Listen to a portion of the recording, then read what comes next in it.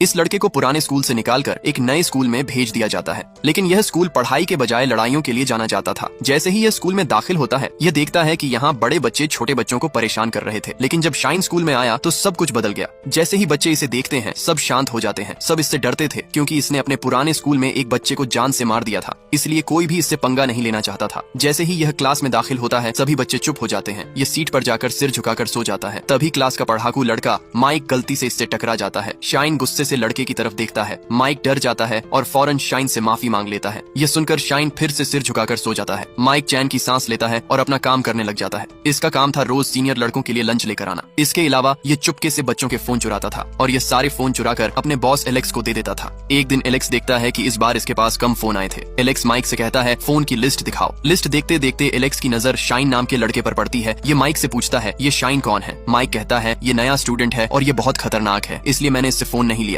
ये सुन के एलेक्स पागल हो जाता है और माइक को पीटना शुरू कर देता है। फिर ये माइक से कहता है, मुझे शाइन का फोन आज ही चाहिए। डर के मारे माइक मान जाता है। ये फौरन प्रिंसिपल के पास जाता है और कहता है, मैं बच्चों के फोन लेने आया हूँ। प्रिंसिपल को कुछ शक नहीं हुआ और यह माइक को फोन से भरा बैग दे देते हैं। तभी माइक फौरन बाथरूम में जाता है और ये शाइन का फोन चुरा लेता है। स्कूल खत्म होने के बाद माइक क्लासरूम में वापस आता है और सभी बच्चों को उनका फोन वापस लौटा देता है। लेकिन जब शाइन अपना फोन लेने आता है तो ये देखता है कि इसका फोन गायब है। ये माइक से पूछता है, मेरा फोन कहाँ है? माइक कहता है, ध्यान से देखो, बैग में ही होगा। शाइन कहता है, फोन बैग में नहीं है। माइक ऐसे व्यवहार करने लगता है जैसे इसे कुछ पता ही ना हो। तभी शाइन देखता है कि माइक के मुंह पर चोट के निशान है। उसी वक्त शाइन सब समझ जाता है और क्लास से बाहर चले जाता है। माइक डर के मारे शाइन के पीछे भागता है और कहता है, माफ कर दो, तुम्हारे फोन के साथ जो हुआ वो मेरी गलती थी। अगर चाहो तो मैं तुम्हारे लिए नया फोन ला दूंगा। तभी शाइन कहता है, मुझे सब पता चल गया है। यह कह के शाइन यहाँ से चले जाता है। शाइन की बात सुनकर माइक को अपने किए पर पछतावा होने लगता है। अगले दिन जब शाइन स्कूल पहुँचता है तो ये देखता है कि एलेक्स माइक को परेशान कर रहा है। ये देख के शाइन को वो टाइम याद आ जाता है जब दूसरे बच्चे इसे तंग करते थे और तभी गुस्से में ये एलेक्स की गेम बजा देता है।